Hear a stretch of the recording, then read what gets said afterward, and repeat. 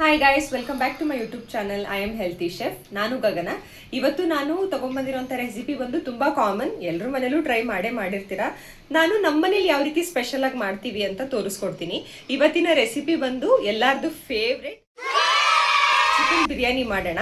ನಮ್ಮ ಮನೇಲೇನೆ ಎಲ್ಲರ ಮನೇಲೂ ಮಾಡ್ತಾರೆ, ಆದ್ರೆ ನಮ್ಮನೇನೆ 2 ತರ ಚಿಕನ್ ಬಿರಿಯಾನಿ ಮಾಡ್ತೀವಿ. ಒಂದು ನನ್ನ ಮದರ್ ಇನ್ ಲಾ ಅವ್ರದ್ದು ಸ್ಟೈಲಲ್ಲಿ, ಇನ್ನೊಂದು ನಾನು ಬೇರೆ ತರ ಚಿಕನ್ ಬಿರಿಯಾನಿ ಮಾಡ್ತೀನಿ.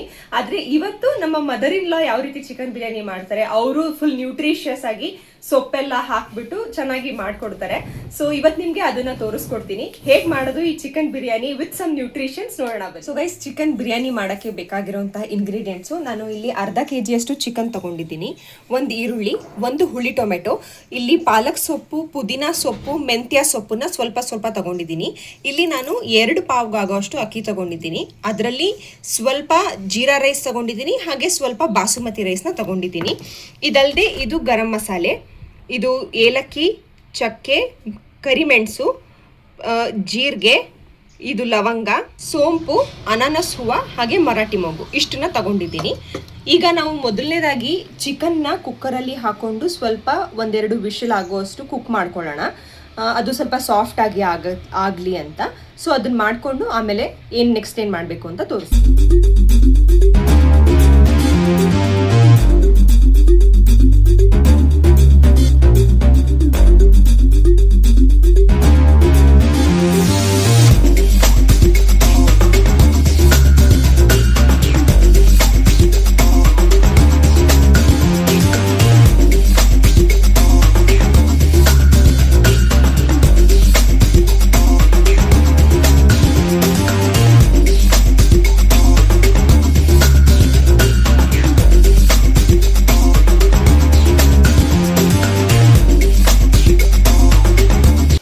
ಸೊ ಗೈಸ್, ಇಲ್ಲಿ ನಾನು ಫಸ್ಟು ಬಿರಿಯಾನಿಗೆ ಹಾಕುವಂಥ ಚಿಕನ್ನ ಅರಿಶಿನ ಮತ್ತು ಉಪ್ಪನ್ನು ಹಾಕ್ಬಿಟ್ಟು 1-2 ವಿಷಲ್ ಕೂಗಿಸ್ಕೊತೀನಿ, ಅದು ಬೇಕಾಗಲಿ, ಚೆನ್ನಾಗಿ ಕುಕ್ ಆಗಲಿ ಅಂತ.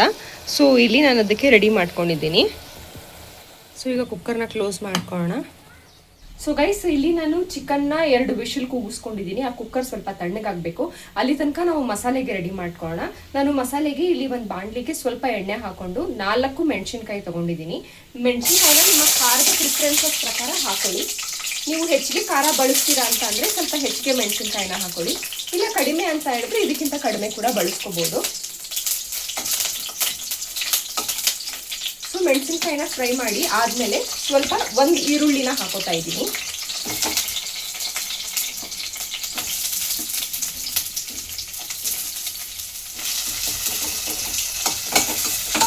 ಈರುಳ್ಳಿ ಕೆಂಪಗಾಗೋ ತನಕ ಸ್ವಲ್ಪ ಲೈಟಾಗಿ ಫ್ರೈ ಮಾಡ್ಕೊಳ್ಳೋಣ. ಸೊ ಇಲ್ಲಿ ಈರುಳ್ಳಿ ಇವಾಗ ಕೆಂಪಗಾಗಿದೆ. ನಾನು 1 ಹುಳಿ ಟೊಮೆಟೊನ ಕಟ್ ಮಾಡ್ಕೊಂಡಿದ್ದೀನಿ, ಅದನ್ನು ಕೂಡ ಹಾಕೋತಾ ಇದ್ದೀನಿ. ಹಾಗೆ ಇಲ್ಲಿ ರುಚಿಗೆ ಬೇಕಾಗುವಷ್ಟು ಬೆಳ್ಳುಳ್ಳಿ ಮತ್ತು ಶುಂಠಿನ ನಾನು ಸಣ್ಣದಾಗಿ ಕಟ್ ಮಾಡಿ ಇಟ್ಕೊಂಡಿದ್ದೀನಿ, ಇದನ್ನ ಕೂಡ ಹಾಕೋತಾ ಇದ್ದೀನಿ ಹುರ್ಕೊಳ್ಳೋಕ್ಕೆ ಮಸಾಲೆಗೆ. ಇದೆಲ್ಲ ಸ್ವಲ್ಪ ಶಾಲೋ ಫ್ರೈ ಆಗೋ ತನಕ ನೀಟಾಗಿ ರೋಸ್ಟ್ ಮಾಡ್ಕೊಳ್ಳೋಣ. ಈಗ ಕೊನೆಯದಾಗಿ ನಾನು ಇಲ್ಲಿ ಕೊತ್ತಂಬರಿ ಸೊಪ್ಪು, ಪುದೀನಾ ಸೊಪ್ಪನ್ನು ಮಸಾಲೆಗೆ ಅಂತ ತೆಗೆದಿಟ್ಕೊಂಡಿದ್ದೀನಿ, ಇದನ್ನು ಕೂಡ ಹಾಕೋತಾ ಇದ್ದೀನಿ. ಏನಕ್ಕೆ ಮಸಾಲೆನ ಹುರ್ಕೋತಾ ಇದ್ದೀನಿ ಅಂತ ಹೇಳಿದ್ರೆ, ಹಾಗೆ ಹಾಕೋದಕ್ಕಿಂತ ಈ ಥರ ಹುರಿದ್ಬಿಟ್ಟು ಹಾಕಿದ್ರೆ ಟೇಸ್ಟ್ ಸ್ವಲ್ಪ ಎನ್ಹ್ಯಾನ್ಸ್ ಆಗುತ್ತೆ ಬಿರಿಯಾನಿದು. ಅದಕ್ಕೋಸ್ಕರ ಪ್ರತಿ ಸಲ ಈ ರೀತಿ ಮಸಾಲಾನ ಹುರಿದ್ಬಿಟ್ಟೆ ಬಿರಿಯಾನಿಗೆ ಹಾಕ್ಕೊಳ್ಳೋದು. ಸೊ ಈಗ ಇದು ರೆಡಿಯಾಗಿದೆ. ಇದು ಸ್ವಲ್ಪ ತಣ್ಣಗಾದ್ಮೇಲೆ ಮಸಾಲೆ ಮಿಕ್ಸಿಗೆ ಹಾಕ್ಬಿಟ್ಟು ನೈಸಾಗಿ ಪೇಸ್ಟ್ ಮಾಡ್ಕೊಳ್ಳೋಣ. ಸೊ ಗೈಸ್, ಇಲ್ಲಿ ಮಸಾಲೆ ಕೂಡ ರೆಡಿಯಾಗಿದೆ ಬಿರಿಯಾನಿದು. ಸ್ವಲ್ಪ ನಾನು ದಪ್ಪ ಸಣ್ಣ ಆ ಥರನೇ ಮಸಾಲಾನ ರೆಡಿ ಮಾಡ್ಕೊಂಡಿದ್ದೀನಿ. ಸೊ ಬಿರಿಯಾನಿ ಶುರು ಮಾಡೋಣ ಬನ್ನಿ. ಸೊ ಎಣ್ಣೆನ ಬಿಸಿ ಮಾಡೋಕ್ಕೆ ಇಟ್ಟಿದ್ದೀನಿ ಆಲ್ರೆಡಿ. ಈಗ ನಾನು ಆಗಲೇ ನಿಮಗೆ ತೋರಿಸಿದಂತಹ ಮಸಾಲೆಗಳ ಜೊತೆ ನಾನು 3 ಪಲಾವ್ ಎಲೆನ ಹಾಕೋತಾ ಇದ್ದೀನಿ.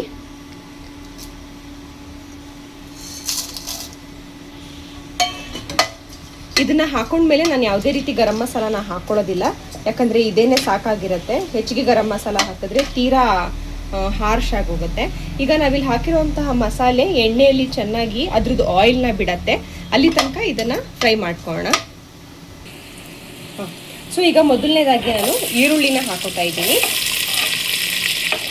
ಈರುಳ್ಳಿ ಚೆನ್ನಾಗಿ ಕೆಂಪಗಾಗೋ ಥರ ಫ್ರೈ ಮಾಡ್ಕೊಳ್ಳೋಣ.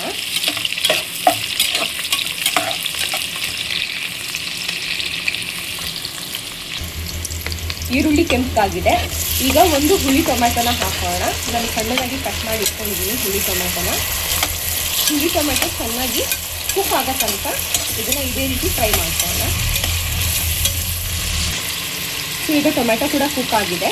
ಈಗ ನಾನು ಕಟ್ ಮಾಡಿ ಇಟ್ಕೊಂಡಿರುವಂತಹ ಪಾಲಕ್ ಸೊಪ್ಪು, ಪುದೀನ ಸೊಪ್ಪು ಹಾಗೆ ಮೆಂತ್ಯ ಸೊಪ್ಪನ್ನ ಹಾಕೋತಾ ಇದ್ದೀನಿ.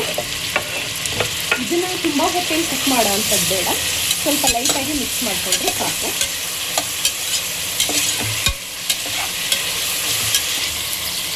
ಸೊ ಗೈಸ್, ಈಗ ನಾನು ಮಸಾಲೆನ ಹಾಕೋತಾ ಇದ್ದೀನಿ. ಮಸಾಲೆ ಹಾಕಿದ ತಕ್ಷಣ ನೀರು ಹಾಕಬಾರ್ದು. ಮಸಾಲೆ ಚೆನ್ನಾಗಿ ಫ್ರೈ ಆಗಬೇಕು. ಆಗ ಮಸಾಲೆ ಎಣ್ಣೆ ಬಿಡೋಕ್ಕೆ ಶುರು ಆಗುತ್ತೆ. ಅದು ಆ್ಯಕ್ಚುಯಲ್ ಟೇಸ್ಟು. ಆಮೇಲೆ ನೀರು ಹಾಕಬೇಕು. ಸೊ ಈ ರೀತಿ ಮಸಾಲೆಯಿಂದ ಹೀಗೆ ಎಣ್ಣೆ ಸೆಪ್ರೇಟ್ ಆಗುತ್ತೆ.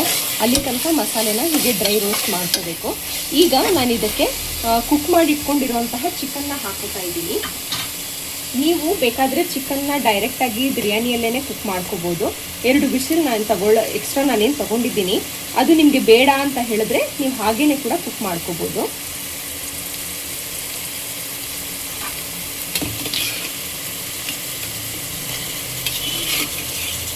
ಚಿಕನ್ಗೆ ಚೆನ್ನಾಗಿ ಮಸಾಲ ತಾಗಬೇಕು. ಅಲ್ಲಿ ತನಕ ನೀರನ್ನ ಹಾಕಲ್ಲ. ಸೊ ಚೆನ್ನಾಗಿ ಮಿಕ್ಸ್ ಮಾಡಿಬಿಟ್ಟು ಮತ್ತೆ ಇನ್ನೊಂದು 2 to 3 ಮಿನಿಟ್ಸ್ ಕುಕ್ ಮಾಡೋಣ. ಸೊ ಈಗ ನಾನು ಧನಿಯಾ ಪೌಡರ್ನ ಹಾಕೋತಾ ಇದ್ದೀನಿ. ಹಾಗೆ ರುಚಿಗೆ ಬೇಕಾಗುವಷ್ಟು ಉಪ್ಪನ್ನು ಹಾಕೋತಾ ಇದ್ದೀನಿ. ನಾನು ಆಲ್ರೆಡಿ ಚಿಕನ್ಗೆ ಉಪ್ಪು ಮತ್ತು ಅರಿಶಿನ ಹಾಕಿ ಬೇಯಿಸ್ಕೊಂಡಿರೋದ್ರಿಂದ ಈಗ ಅಕ್ಕಿಗೆ ಬೇಕಾಗುವಷ್ಟು ಉಪ್ಪನ್ನು ಮಾತ್ರ ಹಾಕೋತಾ ಇದ್ದೀನಿ. ಹಾಕಿ ಚೆನ್ನಾಗಿ ಎಲ್ಲ ಮಿಕ್ಸ್ ಮಾಡ್ಕೊಳ್ಳೋಣ.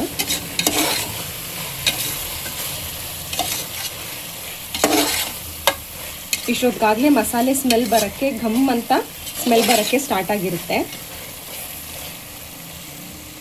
ಸೊ ಅಕ್ಕಿನ ಹಾಕಿ ಈ ರೀತಿ ಚೆನ್ನಾಗಿ ಮಿಕ್ಸ್ ಮಾಡ್ಕೊಳ್ಳೋಣ. ಸೊ ನಾನು ಚಿಕನ್ನ 2 ವಿಷಲ್ ತೊಗೊಂಡು ಏನು ಕುಕ್ ಮಾಡ್ಕೊಂಡಿದ್ದೆ, ಅದು ಕುಕ್ ಆಗೋಕ್ಕೆ ಅಂತ 1 ಗ್ಲಾಸಷ್ಟು ಅದಕ್ಕೆ ನೀರು ಹಾಕ್ಕೊಂಡಿದ್ದೆ. ಈ ನೀರನ್ನು ಕೂಡ ಇವಾಗ ನಾನು ಈ ಬಿರಿಯಾನಿಗೆ ಮಿಕ್ಸ್ ಮಾಡ್ಕೋತಾ ಇದ್ದೀನಿ. ಯಾಕಂದರೆ ಇದರಲ್ಲಿ ಚಿಕನ್ದು ಆಯಿಲ್ ಬಿಟ್ಕೊಂಡಿರುತ್ತೆ, ಇದು ಆ ಟೇಸ್ಟ್ ಇರುತ್ತೆ ಅಂತ. ನೀವೇನಾದರೂ ಈ ಥರ ಚಿಕನ್ನ ಬೇಯಿಸ್ಕೊಂಡಿಲ್ಲ ಅಂತ ಹೇಳಿದ್ರೆ ಈ ರೀತಿ ಎಲ್ಲ ಏನು ನೀರು ಬರೋದಿಲ್ಲ. ನೀವು ಡೈರೆಕ್ಟಾಗಿ ಹಾಕ್ಕೊಂಡು ಕುಕ್ ಮಾಡ್ಕೋಬೋದು. ಬಟ್ ಚಿಕನ್ನ ಬೇಯಿಸ್ಕೊಂಡ್ರೆ ಆ ನೀರನ್ನು ವೇಸ್ಟ್ ಮಾಡಿ ಎಸಿಬೇಡಿ ಅಥವಾ ಬೇರೆದಕ್ಕೆ ಬಳಸ್ಕೋಬೇಡಿ. ಬಿರಿಯಾನಿಗೆ ಹಾಕಿ, ಅದು ಒಂದು ಎಕ್ಸ್ಟ್ರಾ ಟೇಸ್ಟ್ ಆ್ಯಡ್ ಆಗುತ್ತೆ ಬಿರಿಯಾನಿಗೆ. ಸೊ ನಾನು ಈಗ ಇದಕ್ಕೆ ಅರ್ಧದಷ್ಟು ಲಿಂಬೆ ಹಣ್ಣನ್ನು ಹಿಂಡ್ಕೋತಾ ಇದ್ದೀನಿ. ಈಗ ನಾನು ನೀರು ಹಾಕಿ ಅಕ್ಕಿಗೆ ಎಷ್ಟು ಬೇಕಾಗುತ್ತೋ ಅಷ್ಟು ನೀರೆಲ್ಲ ಹಾಕಿ ಸೆಟ್ ಮಾಡ್ಕೊಂಡಿದ್ದೀನಿ. ಈಗ ಲಾಸ್ಟಲ್ಲಿ ನಾನು ಸ್ವಲ್ಪ ಪುದೀನ ಸೊಪ್ಪನ್ನ ತೆಗೆದಿಟ್ಕೊಂಡಿದ್ದೀನಿ. ಅದನ್ನು ಮೇಲೆ ಈ ರೀತಿ ಹಾಕೋತಾ ಇದ್ದೀನಿ. ಈಗ ಕುಕ್ಕರ್ನ ಕ್ಲೋಸ್ ಮಾಡ್ತೀನಿ. ನಾನು 2 ವಿಷಲ್ ತಗೋತೀನಿ ಈ ಕುಕ್ಕರಲ್ಲಿ. ನಾನು ಸ್ವಲ್ಪ ದೊಡ್ಡ ಕುಕ್ಕರ್ನೇ ತಗೊಂಡಿದ್ದೀನಿ. ಯಾಕೆ ಅಂತ ಹೇಳಿದ್ರೆ ಅನ್ನ ಉದ್ರುದ್ರಾಗಿ ಚೆನ್ನಾಗಿ ಬರುತ್ತೆ, ನೀಟಾಗಿ ಬೇಕಾಗತ್ತೆ ಅಂತ ಹೇಳ್ಬಿಟ್ಟು. ಸೊ ಗೈಸ್, ಒಂದು ಸಣ್ಣ ಟಿಪ್ಪು, ನೀವು ಬಿರಿಯಾನಿನ ಅರ್ಜೆಂಟಲ್ಲಿ ಮಾಡ್ತಾ ಇರ್ತೀರಾ, ಫಾಸ್ಟಾಗಿ ಮಾಡಬೇಕಾದ್ರೆ ನಾವೇನು ಅದಕ್ಕೆ ಅಕ್ಕಿಗೆ ನೀರು ಹಾಕ್ತೀವಿ, ಅದು ಕುದಿಯೋಕ್ಕೆ ಬಂದ ಮೇಲೆ ನಾವು ಕುಕ್ಕರ್ನ ಯೂಶ್ವಲಿ ಕ್ಲೋಸ್ ಮಾಡ್ತೀವಿ. ಸೊ ನೀವು ಜಾಸ್ತಿ ಕ್ವಾಂಟಿಟಿಯಲ್ಲಿ ಮಾಡಬೇಕಾದ್ರೆ ಅದು ಕುದಿಯೋಕ್ಕೆ ಟೈಮ್ ತೊಗೊಳುತ್ತೆ. ನೀವು ಅರ್ಜೆಂಟಲ್ಲಿ ಇರಬೇಕಾದ್ರೆ ಮೊದಲೇ ಆ ನೀರನ್ನ ಕುದಿಸ್ಕೊಂಡು ಕುದಿ ಬರ್ತಾ ಇರೋ ನೀರನ್ನು ಹಾಕ್ಕೊಂಡ್ರೆ ಕ್ವಿಕ್ಕಾಗಿ ನಿಮಗೆ ಬಿರಿಯಾನಿ ರೆಡಿ ಆಗುತ್ತೆ. ಯೂಶ್ವಲಿ ತಗೊಳ್ಳೋ ಟೈಮ್ಗಿಂತ ಕಡಿಮೆ ಟೈಮಲ್ಲಿ ಬೇಗ ರೆಡಿ ಆಗುತ್ತೆ. ಸೊ ಇದೊಂದು ಟಿಪ್ಪು, ನೆಕ್ಸ್ಟ್ ಟೈಮ್ ನೀವು ಮಾಡಬೇಕಾದ್ರೆ ಒಂದ್ಸಲ ಟ್ರೈ ಮಾಡಿ.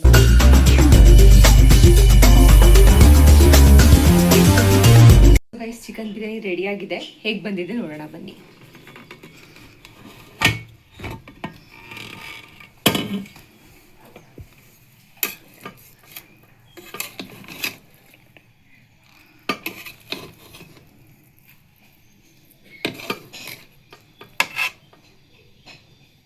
ಸೊ ಗೈಸ್, ಇಲ್ಲಿ ನಮ್ಮ ಚಿಕನ್ ಬಿರಿಯಾನಿ ರೆಡಿ ಆಗಿದೆ.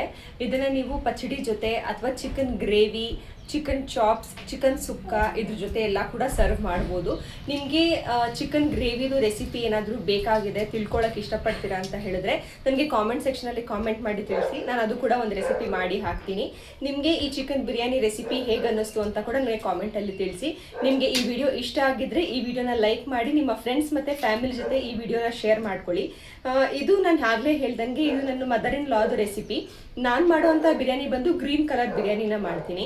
ನಿಮಗೆ ಆ ಬಿರಿಯಾನಿದು ರೆಸಿಪಿ ತಿಳ್ಕೊಳ್ಳೋಕ್ಕೆ ಇಷ್ಟ ಇದೆ ಅಂತ ಹೇಳಿದ್ರು ಕೂಡ ನನಗೆ ಕಾಮೆಂಟ್ ಮಾಡಿ ತಿಳಿಸಿ.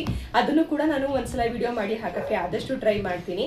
ನಿಮಗೆ ಈ ವಿಡಿಯೋ ಇಷ್ಟ ಆಗಿದ್ರೆ ಈ ವಿಡಿಯೋನ ಲೈಕ್ ಮಾಡಿ. ಮತ್ತಷ್ಟು ಇದೇ ರೀತಿ ವಿಡಿಯೋಸ್ಗೋಸ್ಕರ ಹಾಗೆ ರೆಸಿಪೀಸ್ಗೋಸ್ಕರ ನನ್ನ ಚಾನಲ್ನ ಸಬ್ಸ್ಕ್ರೈಬ್ ಮಾಡ್ಕೊಳ್ಳಿ.